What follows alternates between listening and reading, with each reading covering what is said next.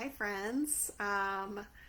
So it is day 2 of prepping for the Sugar Detox Challenge. And so today I'm talking about the Sugar Detox Guide, which, like I was telling y'all yesterday, has just loads of amazing information in it, some really good links to give you some resources. And so today I'm going to be talking about foods to eat and enjoy. So that's on page 10 of your guide. And then we're going to go over a pantry list. I'm going to give you some tips. So foods to eat and enjoy. So part of this is you're going to be cutting out gluten and dairy for 10 days. The reason being that not that those are inherently bad, but they do mess with your blood sugar. So if you're eating a lot of bread, that's going to make your blood sugar go all over the place, even if it's gluten-free bread. So we're really going to be avoiding processed foods. We're going to be focusing on things that don't change your blood sugar much. So of course that's not eating sugar, but that's also going to be things like, especially low-fat dairy has loads of sugar in it. The more fat you take out, the more sugar content your dairy has. So if you are eating dairy, I think it would probably be okay if you're doing like full fat, Greek yogurt would be okay. Anything that doesn't have added sugar, like definitely not, the Yoplait stir it up stuff. That's loaded with sugar. So check the sugar content on anything that you're purchasing that is coming in a container.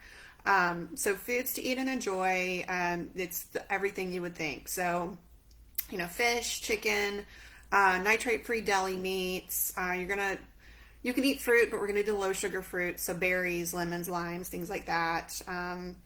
Low sugar veggies. So if you've ever done any sort of low carb stuff, it's the low carb veggies that we're going to be focusing on. Because again, we don't want stuff that's going to change your blood sugar. So you're not going to be wanting to eat like a lot of potatoes, for example, white potatoes. But all of the like not super starchy vegetables. So broccoli, asparagus, cauliflower, cabbage, beans, things like that.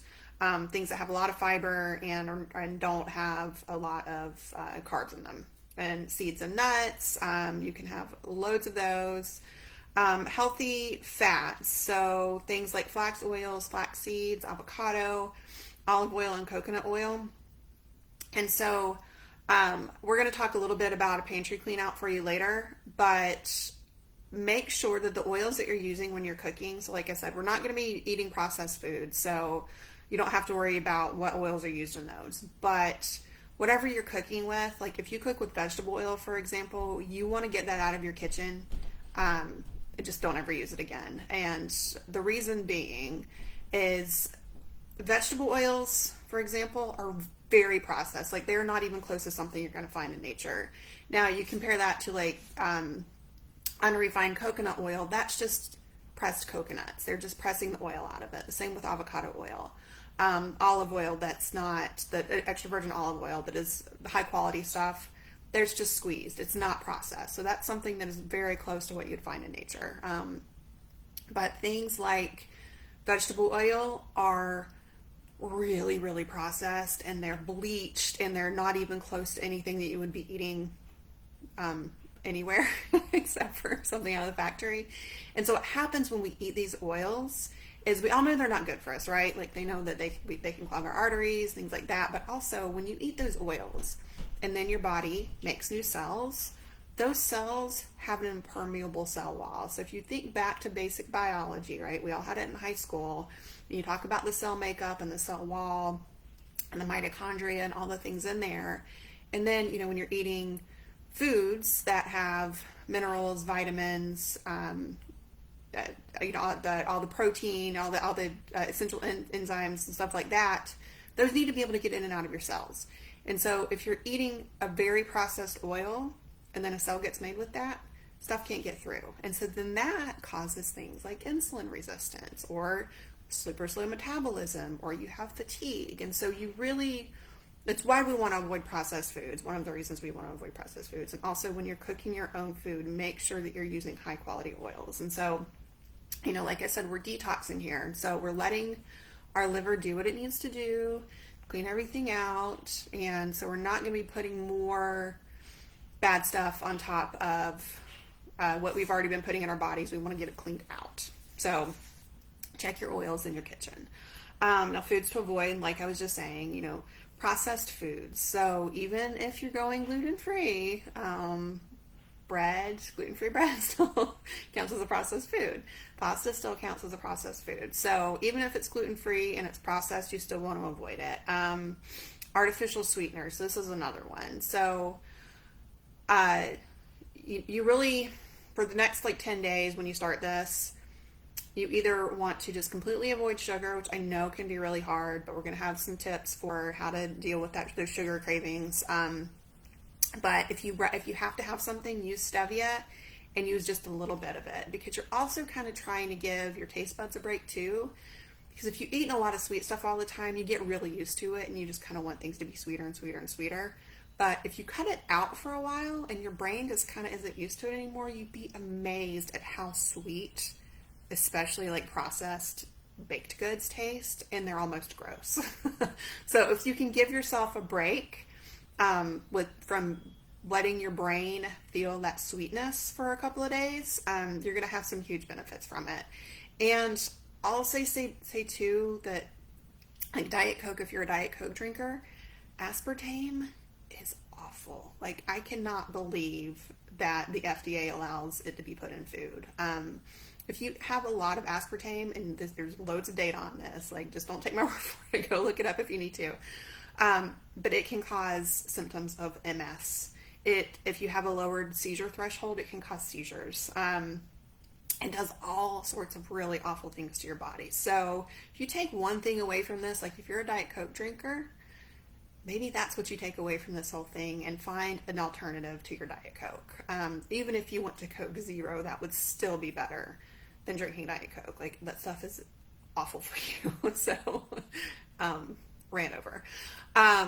So that is on page 10 of your guide. And then there's another guide that we have that is a suggested meals and pantry list. And so this has all kinds of great stuff in it. It's got some suggested meal plans, and it's got all of the pantry stuff that you would need. And I want to say too, like, sometimes, you'll get a book that has like all these really great recipes, and it's got like just loads of lists of stuff that you're like, where on earth do I find that? This is all stuff you can find. It's very simple. You're just going to be eating very simply for these 10 days. And so, as an example, day 1, breakfast is a spinach smoothie, which you have the recipe for. An easy tot salad, which you have the recipe for. And then a 2-ways bunless burger with Brussels sprouts, again, which you have the recipe for. So that's all included. And very important too is that there's a lot of smoothies in these recipes. Who doesn't love a good smoothie? But you're going to need a high quality protein powder. And so a couple of years ago, and I'll share this in the comments, Consumer Reports came out with a report about different, just like, run-of-the-mill protein powders, and found that, kind of unshockingly, they had loads of heavy metals in them because of the way, plants are grown. Like, plants pick up heavy metals, but then you concentrate them and you put them in a protein powder, and you've got something that's very dense in heavy metals that we obviously do not want to be ingesting. So don't just go and pick up a protein powder off like the shelf at Target. Make sure you research it first. And obviously I have a great suggestion for you. It's one of my favorites. So Juice Plus Complete protein powder. This stuff is amazing. So I have a 6-year-old. We cook with it. We make all kinds of little protein balls with it, which there's a link in the description to download a whole recipe book that has all kinds of fun, little treats you can make that you can have during the challenge, as long as they meet the requirements of not having anything extra added, which there are several, because this is already a little bit sweet. So it is sweetened with stevia, and it does have a little bit of fructose in it, but it's got loads of fiber. So there are lots of studies done on this stuff. Like, Juice Plus believes in their products. They do all kinds of research on it. And they've done studies with diabetics to see how this impacts their blood sugar. And diabetics can have it. So if diabetics can have it, you can have it. So like I said, it's loaded with fiber. If you don't go poop every day, this is a great thing to try. And it's NSF certified. So what that means is that Juice Plus gives their products to a third party certification group that says, okay, we have all of these things in our protein powder. Can you verify that they are in it and that nothing that is not supposed to be in it, for example, heavy metals, is not in it? And NSF does their testing on every batch and says yes or no. And so you can be certain that this does not have heavy metals in it, does not have any like weird gross stuff that's not supposed to be in it. It will help you feel full, and it will also kind of help curb your sugar cravings too. Like sometimes I want something sweet and I'll just go and like get a chocolate and put it with some almond milk and drink it for a snack.